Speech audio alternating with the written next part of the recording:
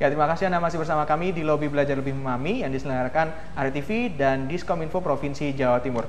Terakhir tadi saya bertanya ke Pak Lani, pada bulan April 2013 BPS ini mencatat impor batik Tiongkok sebanyak 31 ton, Pak, atau nilainya sekitar 4,731 miliar. Nah, sampai dengan akhir tahun 2014 ini sudah menurunkah angkanya dari yang tahun lalu ataukah justru ada peningkatan? Data ini kami tidak tahu ya, karena kebetulan masuk di bidang perdagangan internasional. Kalau saya nanti jawab salah, tidak enak ini, karena ini didengar publik.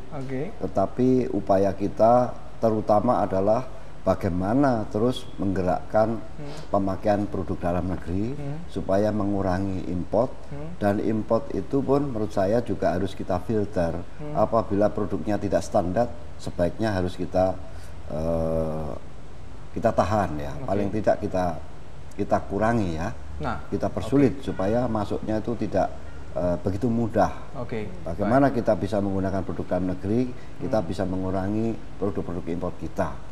Ya. Kalau untuk menjelang 2015 pemberlakuan Masyarakat Ekonomi ASEAN dan juga AFTA ini, Pak, sudah apa saja yang dipersiapkan untuk perajin batik di Jawa Timur dari Dekranasda? Dari Dekranasda terus mendorong peningkatan kualitas, melengkapi standarisasi. Karena satu-satunya ukuran di masyarakat ekonomi ASEAN nanti nomor satu ukurannya adalah standar. Melihat standar. Jadi kalau produk yang kita jual di dalam negeri itu sudah standar, import pun harusnya standar.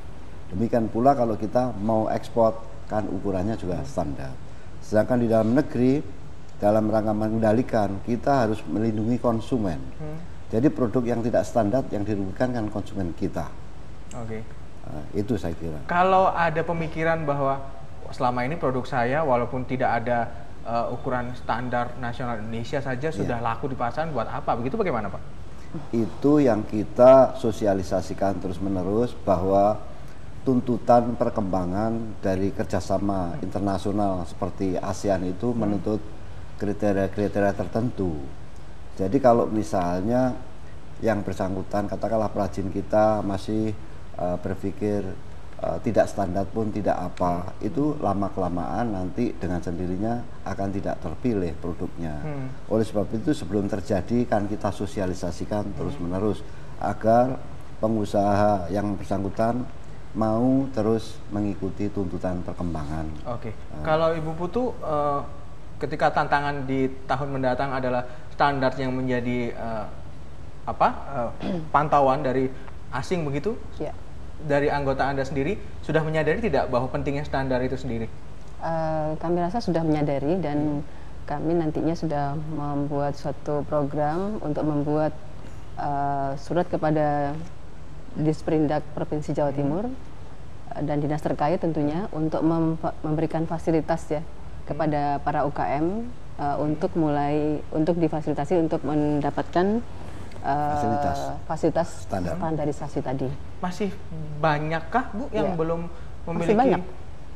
Masih banyak. Mungkin dinas juga sudah punya datanya. Nanti juga kami akan mendata perajin mana yang sudah mempunyai standar, ya, kemudian mana-mana yang belum, sehingga yang belum nanti kami ajukan kepada dinas. Mungkin dari dinas bisa membantu. Ya, seperti itu. Untuk menghadapi datangnya masyarakat ekonomian dan ASEAN Free Trade Area ini, Bu, nanti dari para perajin batik Jawa Timur, kira-kira amunisi apa yang sudah dipersiapkan? Tentunya kita mengikuti tren ya. Kalau dari kami itu mengikuti tren yang saat ini sedang in di pasaran. Jadi kami sebagai perajin batik adalah produk fashion, sehingga kami harus mengikuti tren fashion yang sedang berkembang saat ini. Baik dari sisi motif maupun dari sisi warna yang akan diminati pada tahun 2015 ini. Dan kami juga menghimbau kepada masyarakat di Jawa Timur khususnya untuk terus menggunakan batik Jawa Timur. Ya, karena itu satu-satunya senjata untuk mengantisipasi masyarakat ekonomi ASEAN nantinya gitu loh. Jangan tertarik untuk membeli batik-batik. Katakanlah untuk bahan baku dan produk kayaknya sudah jadi bagus begitu ya Bu ya. Iya. Namun bentuk rancangannya kurang diminati gitu. Sudah adakah kerjasama mungkin dengan desainer lokal ataupun desainer dalam negeri, nasional tingkatnya? Ya, sudah ada. Oke. Jadi di sini kemarin pada saat Expo Koperasi di Grand City, itu dari dinas terkait sudah mencoba untuk mengkolaborasikan antara Asosiasi Perajin Batik Jawa Timur dengan Asosiasi Perancang Mode APPMI, sehingga di sana terbentuklah kolaborasi yang di Fashion Show kan kemarin. Saya rasa rancangannya cukup bagus.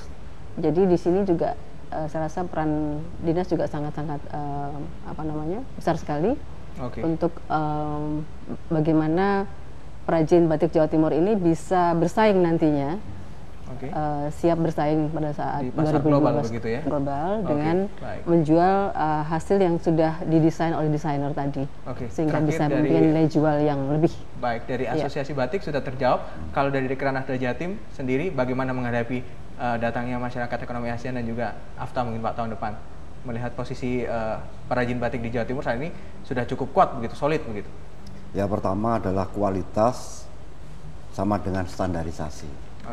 Yang kedua, kuantitasnya, jumlahnya harus bisa memenuhi apabila terjadi permintaan yang melonjak begitu ya.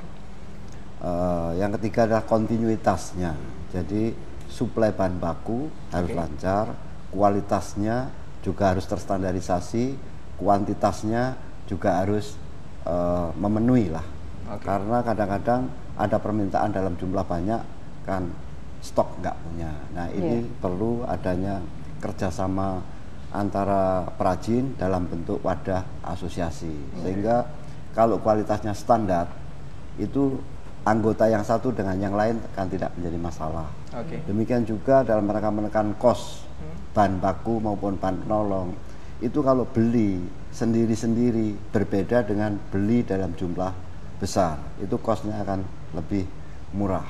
Baik. Itu saya kira, jadi kualitas itu penting. Yang kedua adalah harga.